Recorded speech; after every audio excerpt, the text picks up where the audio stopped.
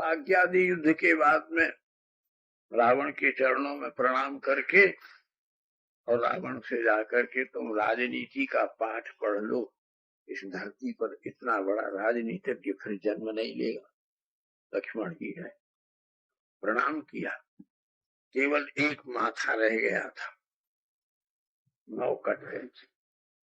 रावण ने कहा लक्ष्मण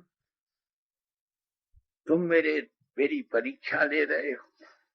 यही बात भीष्म पितामह की थी। एक भी लोम ऐसा नहीं था जिसमें आग्नेय, पारजन्य, माहेंद्र, ऐन्द्र, विजृंभणास्त्र, ब्रह्मशिरा, जिसमें बड़े बड़े विषाक्त बाण चुभे न हो। और उस समय युधिष्ठिर पूछते हैं पिता में मुझे आप धर्म का तत्व बताओ। महाभारत, एक कांटा चुभ जाए, थोड़ा सा शरीर में कुछ अस्वाभाविकता या कोई प्रकार के रोग की थोड़ी सी उद्भावना हो जाए तो आदमी घबरा जाता है, मूड ऑफ हो जाता है।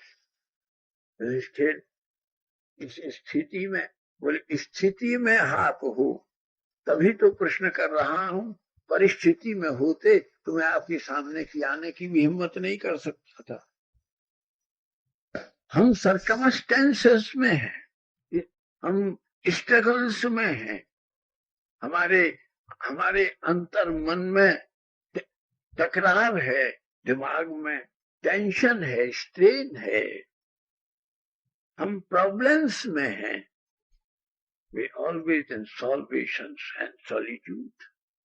क्यों कि उनने अपने इस पार्थिव शरीर से अपनी अंतर चेतना को मुक्त करके उस चैतन्य में प्रतिष्ठित कर दिए जहां शरीर के कष्टों की पहुंच नहीं। इसी का नाम है योग। ऐसे समय में जिसकी आत्मा का योग परमात्मा से हो जाता है, शरीर की पीड़ा के अनुभव से मुक्त होकर के आत्मा की संवेदनशीलता में उसकी प्रवृत्ति स्थिर हो जाती। यही समुद्र का सेतु बनता है। आत्मा और परमात्मा के बीच में जो प्रारब्ध और परिस्थितियों का अगाध खारी समुद्र तरंग ले रहा है, उसके ऊपर यदि तुमने अपना एक भाव का पुल बना लिया है, जिससे कि तुम्हारी बुद्धि इस किनारे को तोड़ करके छोड़ करके उसके ऊपर हो करके रघुनाथ के चरण का कैसा महात्म पद अभी इन्होंने गान किया, वहां जा करके अपने को स्थिर रूप से स्थित कर लिया है। उनको फिर इन बाह्य परिस्थितियों का, प्रश्नों का, प्रारब्ध का, इस अभाव का, प्रभाव का, लोकैषणा का, वित्तैषणा का, इष्टैषणा का, देहैषणा का और किसी प्रकार के यशैषणा की तृष्णा समाप्त हो जाती है। वो सतृष्ण न रह करके, क्योंकि जहां तृष्णा नहीं कृष्ण और जहां नहीं तृष्ण जो नहीं सतृष्ण वहां सदा विराजमान कृष्ण। तृष्णा से अतीत कृष्ण की स्थिति है और तृष्णा के भीतर हमारी तुम्हारी परिस्थितियों का समुद्र लहरा रहा है। रावण इन्हीं परिस्थितियों से प्रभावित होता है। इतना बड़ा विद्वान, मनीषी विद्वान, उच्च को कश्मीर का ब्राह्मण है, द्रविड़ नहीं है। सारे ब्राह्मणों का प्रांत कश्मीर है। सब चाहे मद्रास में है, चाहे केरल में है, चाहे बंगाल में है, कहाँ है, लेकिन वास्तविक आर्यावर्त में सब ब्राह्मणों का निवास कश्मीर था, जहाँ आज एक भी ब्राह्मण नहीं। और चारों वेद सिंधु के किनारे बने। सिंधु का अपभ्रंश शकों ने और हूणों ने जब पहला हमला किया तो सिंधु का ही, सिंधुवासी, सिंधु का ही अपभ्रंश हिंदू हो गया। ही शब्द का, ये फारसी का शब्द है, संस्कृत में इसका प्रयोग नहीं हुआ। और हम सब आर्य सिंधुवासी थे, हिंदू हिंदू करके ये अपभ्रंश उसका प्रयोग होता। वहां सब प्रकार से परिस्थितियों से, प्रारब्ध से मुक्त हो करके जो आत्म प्रज्ञ हो गया है, यही अभ्यास है। क्यों जब करते हो, क्यों नाम संकीर्तन करते हो, क्यों कथा सुनते हो, मेन ऑब्जेक्ट क्या है, what for you do this, ये प्रोसेस क्यों एडॉप्ट किया है, इसलिए कि इस कला में आप प्रवीण हो जाओ। अब आपको उसके किया तो जाता है, जब डॉक्टर ऑपरेशन करता है तो मॉर्फिया का, या अब तो बहुत बड़ी बड़ी और दवाइयां आ गई हैं, हमको यही नाम मालूम है, मॉर्फिया का इंजेक्शन दे देते हैं, शून्य हो जा, मालूम भी नहीं पड़ता क्या थे, या फीडी हो गई, कैसा हो गई, एक गोली दे देते हैं। क्योंकि शरीर में किसी प्रकार की पीड़ा रहने की अवधि 8 घंटे की है। 8 घंटे यदि उसको किसी तरह से बेहोश रख लिया जाए तो उसके बाद में फिर उसको वो तड़फन और वो तकलीफ नहीं रहती। लेकिन प्रेम एक ऐसी पीड़ा है कि वो जब आ जाती है फिर फूलों की सेज पर भी निद्रा नहीं होती और कांटों की सेज पर भी बेचैनी नहीं होती। तब भूख भूख नहीं सताती, प्यास नहीं सताती, व्यवहार नहीं सताते, गाली नहीं सताती। मजनू अपनी मस्जिद की एक सीढ़ी पर बैठा था, मुल्ला ने आकर के कहा कि मजनू चल तुझे खुदा बुलाता है। तो कहना है मुझे गरज नहीं है, उसे यदि मुझसे मिलना हो तो लैला बन के आ जाए। अब तो वहां बैठे हैं तैयार कफन लाने को, मरने देती है नहीं हसरते दीदार मुझे। तो मन की सारी वृत्तियां, बुद्धि के सारे लगाव, अंतःकरण के सारे संवेदनशील विचार, इन सब की उलझन से निवृत्त हो करके वृत्ति उस परमात्मा में लग गई है जहां संसार की किसी पीड़ा की पहुंच नहीं है, अप्रोच नहीं। जिसके दृष्टांत भीष्म पिता, जिसका दृष्टांत रावण है। रावण के सौभाग्य की कोई सीमा नहीं।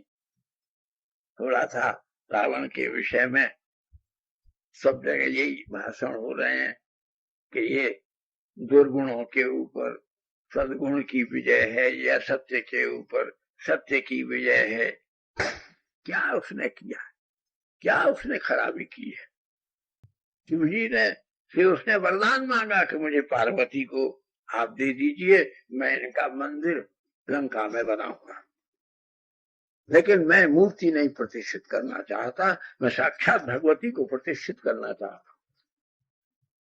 तो शिव जी ने तो कह दिया भाई अब तेने तपस्या की है, वरदान मांगा है, अब तूने आए जाना चाहे तो ले जा। मूर्ति पूजा में एक बड़ा भारी एक विधान है शास्त्रीय कि अगर प्रतिमा, देखो आप अनुभव करो, अगर मंदिर की प्रतिभा तुम्हें रोती हुई दिखे, जो महात्माओं को दिखती, या जिस प्रतिमा को तुमने ला करके मंदिर में अपने घर में प्रतिष्ठित की है, अगर वो प्रतिमा तुम्हें रोती हुई दिख पड़े तो समझ लेना कोई बहुत बड़ा अनिष्ट होने वाला। उस समय जरूर भगवान को प्रसन्न करने का कुछ उपचार करना चाहिए, नहीं तो अरिष्ट हो जाएगा और अनिष्ट हो जाएगा। कभी कभी जब कोई भयंकर परिस्थिति आने को होती है, कई बार अनुभव होता है कि प्रतिमा बहुत करुण हो गई, और रोती हुई प्रतिमा नहीं रखी जा सकती, या कलाकार की गलती से प्रसन्न मुख नहीं, या कैसी कैसी दुर्गा की मूर्ति बनती। अगर किसी कलाकार से दुर्गा की रोती हुई मूर्ति बन जाए तो प्रतिष्ठित नहीं हो, उसको प्रतिष्ठित करना निषिद्ध है, दोष है। रावण से पूछा मुझे राजनीति का उपदेश करो। रावण ने कहा लक्ष्मण, जब युद्ध में थे मेरे शत्रु थे, तुमसे मेरी कोई शत्रुता नहीं, और राम से भी मेरी कोई शत्रुता नहीं, पर मेरी गहरी राजनीति को तुमने नहीं देखा।